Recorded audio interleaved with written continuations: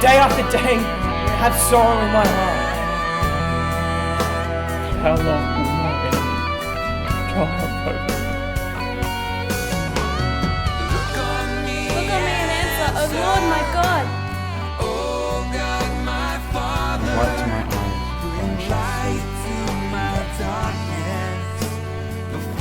And my enemy will say, I have triumphed over him. and my foes will rejoice when I fall. But I trust in your favour. My heart rejoices in your salvation. But I will sing to the Lord, for he has been good to me. In your unfailing love, yes, my heart will rejoice. Still I sing of your unfailing love. You have been good, but I trust in your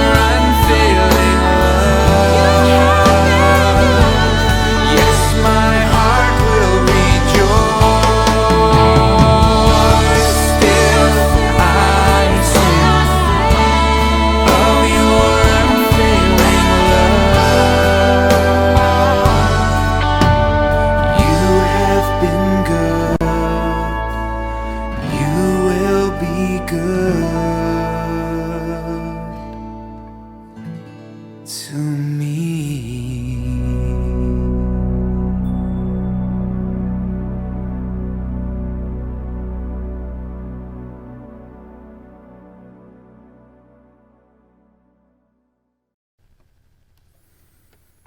How long, O Lord, will you forget me forever? How long will you hide your face from me? How long must I wrestle with my thoughts? And every day have sorrow in my heart. How long will my enemy triumph over me? Look on me and answer, O Lord my God. Give light to my eyes, or I will sleep in death. And my enemy will say, I have overcome him, and my foes will rejoice when I fall.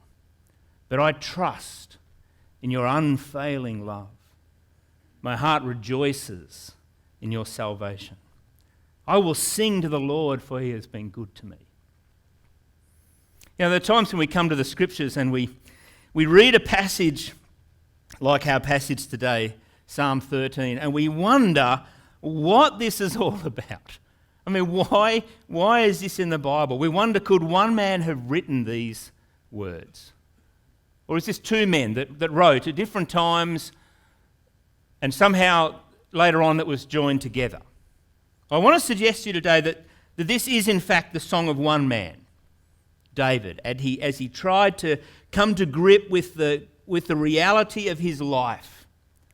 This psalm is the journey of one man as he moves from a place of depression and anxiety to a place where he can honestly, deep within him, say, I will sing to the Lord, for he has been good to me. So let's carefully work through these few verses, praying that we might clearly hear David's words, which are God's word to us. And then we'll talk about how we might make this transition ourselves. Psalm starts with a big, bold, arrogant question of God. A question which verges on the blasphemous, on the outrageous. I mean, maybe it verges on being downright sinful. I mean, can you imagine being given the privilege and the honour of meeting with the Prime Minister of Australia? The date is set, and you're there on time, and you're waiting, but she's delayed. She's delayed for a few moments. And then when she arrives, can you imagine saying, how long? How long were you going to keep me waiting, Prime Minister? How long, Julia? I mean, if someone spoke like that to our Prime Minister, we would quite rightly say that that person was speaking disrespectfully to our nation's leader, and that they should not speak like that. But here we find David brazenly questioning God. How long, O Lord, will you forget me forever? How long? How long will you hide your face from me? How long must I wrestle with my thoughts and every day have sorrow in my heart? I mean, how long will my enemy triumph over me? See, David accuses God of forgetting him, yet God declares. He says this in Isaiah, he says, can a mother forget the baby at her breast and have no compassion on the child she has borne? Though she may forget, I will not forget you, Israel. So is David not accusing God of being faithless, of not living up to his covenant promises? When David says, how long will you hide your face from me? Once again, he seems to be accusing God of sin, of ignoring his cries for help, of turning his attention away from David and not coming to his rescue, when in fact God promises that he will do the very opposite, to be our ever-present help. And to send his angels to watch over us so that we will not strike our feet against the stone. David is accusing God of slacking on the job. David is accusing God of not being a good God. He's accusing God of snubbing him, of turning his face away from him. He then blames God for his distressed mental health, saying, how long must I wrestle with my thoughts? and every day have sorrow in my heart. How long will I think of nothing else? How long will I be depressed and downcast? How long will my enemy triumph over me? Now we need to remember that in the Psalms, the enemy in the Psalms is always the one who hates. The one who hates who? The one who hates the one who honours God. The one who hates to such an extent that he wants to do violence to the one who honours God. How long will my enemy triumph over me? Have you ever been where David was? Have you ever been to that place where the Lord appears to have deserted you, where he seems to have turned his attention away from you? Have you ever been to that place where night after night you lie there awake going over and over and over the injustice of your situation, sorrow and anguish just filling your heart, washing over you like a great flood?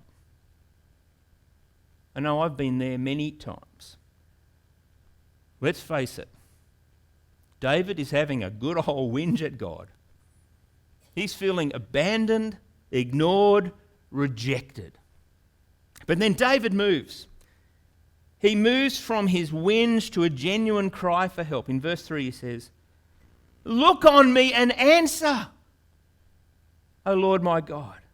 Give light to my eyes or I will sleep in death." I mean, we don't really know what David means there. I mean, was he desperately ill? Was he on the verge of death? Was this written from his sickbed? Maybe. Maybe he was simply saying, "God, return the sparkle to my eyes. Bring me through this miserable, awful, depressing state. Oh God, just give me back some joy." Maybe that's what he was saying. My enemy will say, "I have overcome him, and my foes will rejoice when I fall." So David has moved from whinging to prayer. He's moved from accusing God of ignoring his cries for help and turning his face away from him. He has moved from there to prayer. He literally says, "Lord, if you don't help me, I will die. I will die. If you don't help me, my enemies, our enemies, will win." Then David makes such a move that some have suggested this section of the psalm was written by another. He says, "But I trust in your unfailing love. My heart rejoices in your salvation. I will sing to the Lord, for he has been good to me." David says, "I trust." Now I want you to notice the three stages here. I want you to notice the move to his head, to his heart, to worship. See, I trust is a move of the mind, isn't it? I trust is a move of the mind. It's a move of the head. David has thought this through. He has weighed what he knows of God, what his experience of him has been in the past, what God has revealed to him about himself, and he's come to the conclusion, no, God is trustworthy. And his love is unfailing. He's come to this conclusion in his mind by objectively, logically, systematically thinking it through. It's as though he's put aside his emotions, his feelings, and just thought about it. He thought it through and he came to the conclusion that God has not deserted him. God has not turned his face away from him. It only appeared like that. It appears to be like that. In his mind, David has come to the conclusion, and he can confidently say, I trust in your unfailing love. And I want you to notice what happens. The change of mind brings about a change of heart. The change of mind brings about a change of heart for David. He says, my heart rejoices in your salvation. See, whenever the Bible speaks about someone's heart, it's actually speaking about their soul. It's speaking about the deepest, most real part of their being. David's not putting on a happy face. He's not putting on a happy face. This is not like a surface change. His change of mind has been brought about by a deeply felt change at the core of his being. David is genuinely joy-filled. His heart is rejoicing. His heart is rejoicing. And do you know what David is rejoicing in? David is rejoicing in his salvation. But has David been saved yet? Has God brought about his salvation at this point? No. No. David is still under threat. The situation hasn't changed. David is still under threat. Nothing has changed in the reality of his experience. David is actually looking forward in faith to what he knows. What he knows deep within him, God will do for him. See, David is so sure of his ultimate salvation that it fills him with joy. He knows it to the core of his being. And where does that joy lead him? It leads him to worship. I will sing to the Lord, for he has been good to me. Do you see the movement from head to heart to worship? Head to heart to worship. You know, so often we get stuck on those first two verses. Our life actually gets stuck in the first two verses. For years and years we're crying out to God, how long? How long? How long? We're overwhelmed and ruled by our emotions. The problem is, you can be in that place for so long that eventually you start to believe that that's who you are. You can be in that place for so long that eventually you feel as though you'll never escape. You believe that you'll never get past your feelings, and your feelings start to define you. Your feelings start kind of shaping your identity. But you know what? You are so much more than your feelings. You are. You are so much more than just your feelings. You became a whinger. Maybe justifiably so. You became a whinger. And you almost don't know how to move beyond that. Let me tell you, God is not looking for whingers. He isn't. God is not looking for whingers. He's looking for worshippers. He's looking for people who will worship him in spirit and in truth. He's looking for people who will worship him from the depths of their soul, from their heart, because they know in their mind that he is a good God. And they know he will never abandon us, and he never ignores our cries for help. And they know his salvation will ultimately come. You see, there has to be balance in life when it comes to our feelings. Some people ignore their feelings. Some people just ignore their feelings. They think that feelings should have nothing to do with our relationship with God, that it's all head stuff. That is not true.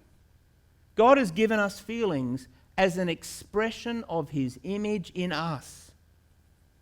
The whole reason we feel anger and love and care and sorrow and concern and many other feelings is because God has those feelings. In this sense, feelings are a gift from God, and they are a sign that we are made in his image. To have feelings is to be like God. But you see the other side. On the other side, some people live their lives ruled by their feelings. For them, whatever they feel is true. You see, for David, he felt those things. And for him, that was the reality of where he was. But it wasn't ultimate reality. There was a bigger picture. The problem is, The problem with this is that though we have feelings, because we're made in the image of God, our feelings are affected by our sinfulness.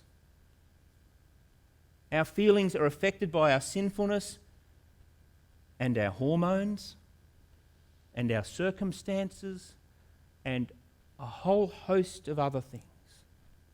So you can't always trust your feelings. That old saying, if it feels good, do it. Man, that has brought so many people undone.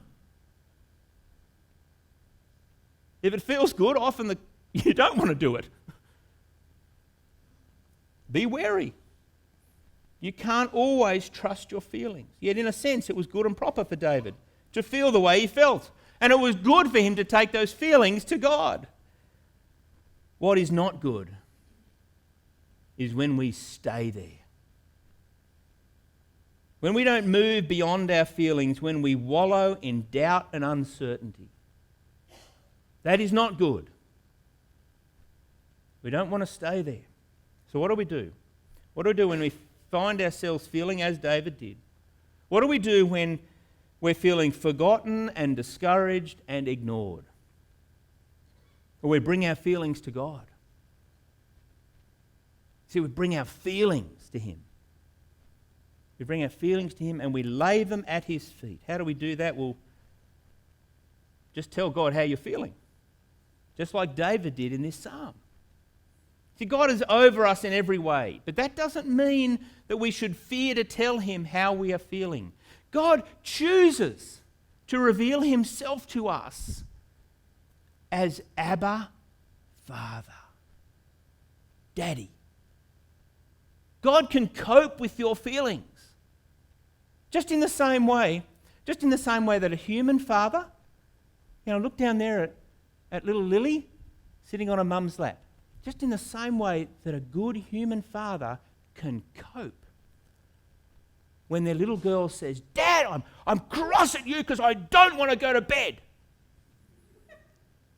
Mum, I'm cross because I don't want to eat my vegetables." See, God is He's the ultimate dad. And when a little kid does that, you don't turn on them, you don't get angry with them. You love them. Often it might be a case of saying, "We're not talking about this any further. Go to bed." Sometimes that's what God does. See, God can cope with your feelings. Remember, our feelings matter. They're important. They're a gift from God and they reflect His character. But we don't stay with our feelings. Our feelings don't give us the whole picture.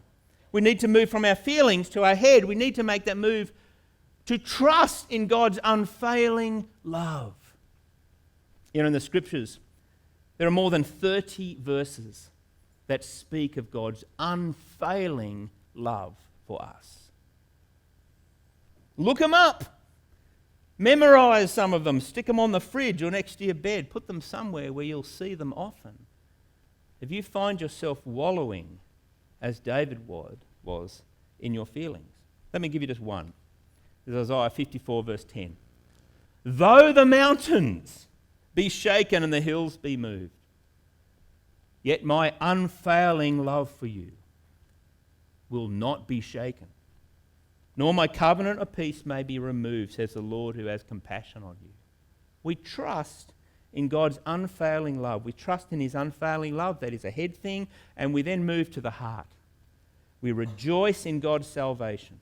That is, we remind ourselves of all that God has done for us.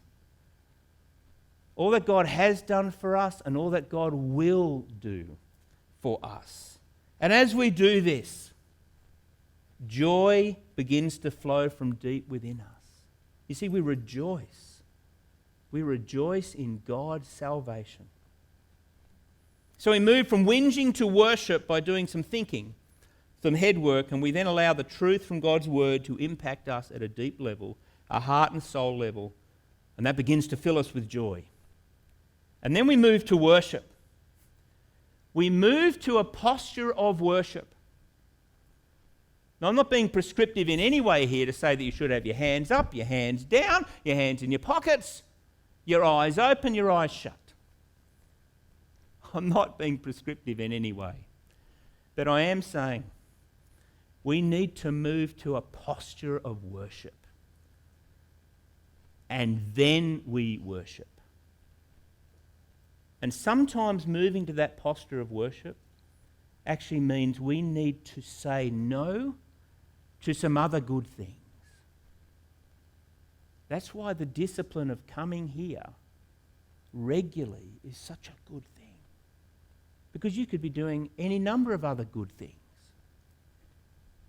You could be at the beach, or bushwalking, or out for a paddle somewhere, or